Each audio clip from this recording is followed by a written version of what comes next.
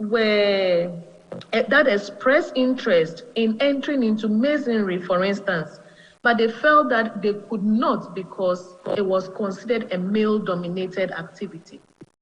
Some male-led business or some male business owners also acknowledged that what they noticed during the pandemic was that it was more lucrative to deal in foodstuffs sales, but they would not venture into it because it was a female business or it was something meant for females. So even though those adaptations, those crossovers could have helped them in their businesses, because of the perception that certain things were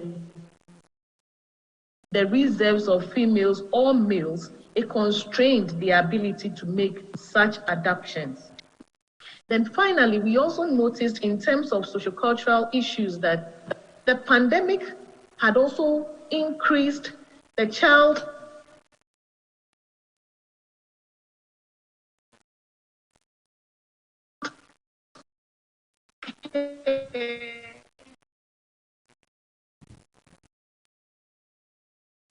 were considered as the primary child care and house domestic labor providers. So a lot of these women had to focus now, reorder their priorities, make their families, their children, their household chores now a priority at the expense of businesses. So the focus and attention that they could have given to their businesses swayed to that of their families.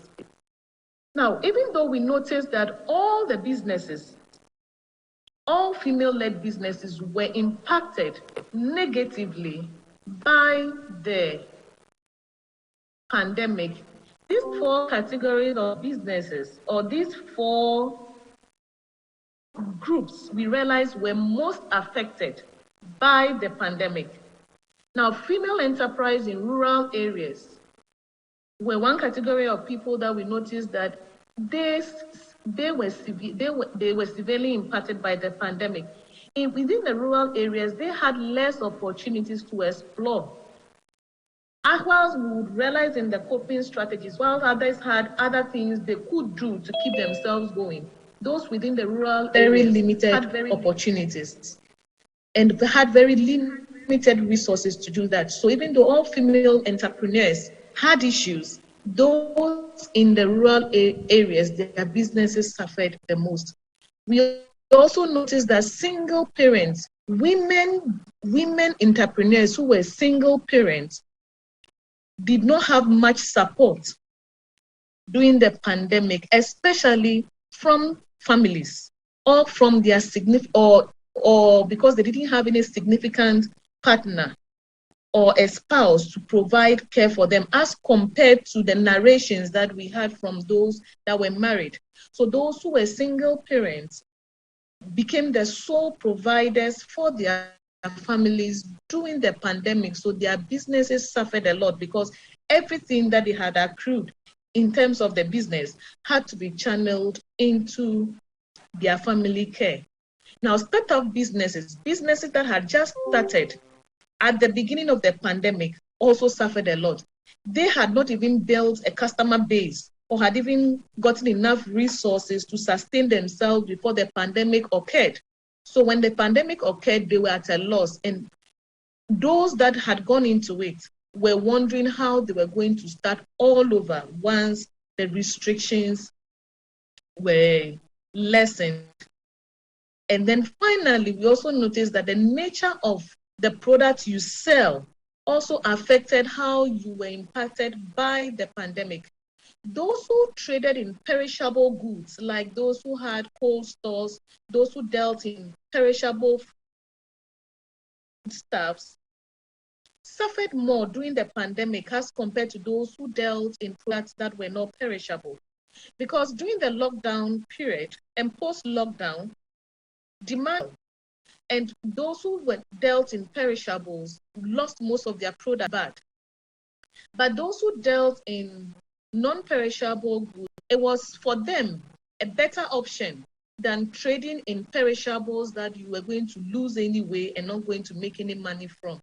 So the nature of the product you sold also influenced how the pandemic affected your business.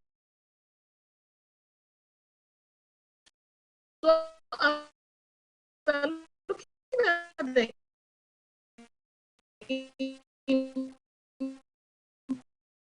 impact, we were interested in as the pandemic evolved. Now, a number of strategies were adopted. The first one was that most of the female-led businesses adopted more flexible working approaches. For instance, those that were into hairdressing and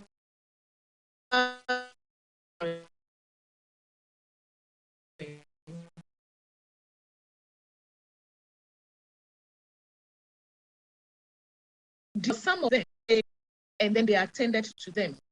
Others also offered services.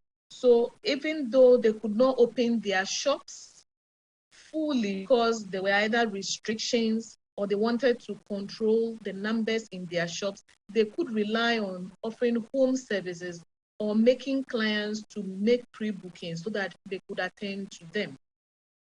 Others depended on their accumulated savings. That's the only way they could go through the pandemic. Money was not coming, so it is what they had accumulated that they had to depend on. Those businesses that had employees, two things mainly that they did. For some who could not afford to pay their employees again, had to let them go so that they could cut down on their cost of operation. Because if you are not operating at the maximum level and your revenue has gone down, had to produce a shift system so that all the employees do not come to work at the same time. And this helped them to deal with congestion in their workspaces. Some also adopted purchasing and selling on credit, but this was only done where the suppliers and the customers already had established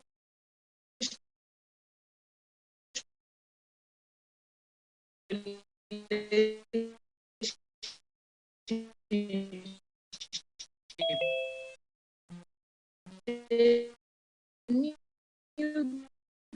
themselves already,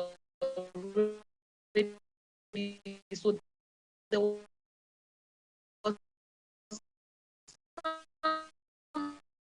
areas that they knew already that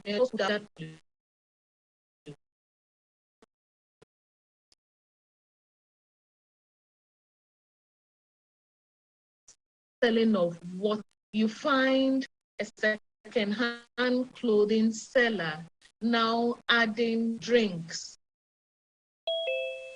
to the sale of her products. Some hairdressers also now added hair products to the sale of their products, just in the attempt to make some money at the end of the day. But I said there were people who were not too on what to do, so kept on opening their shops anyway. And the customers coming, they came in, they didn't have for the day, they closed down. It's also very interesting to know that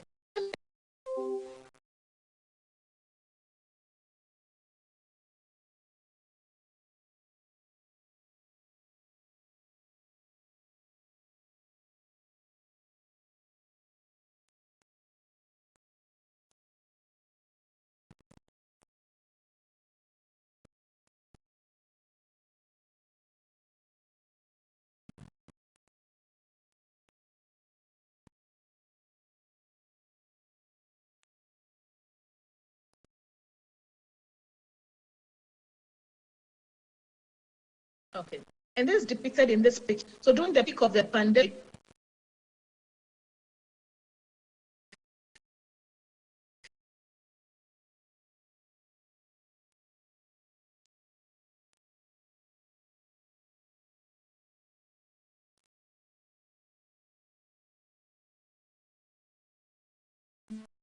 this business owner, this business is actually owned by a in the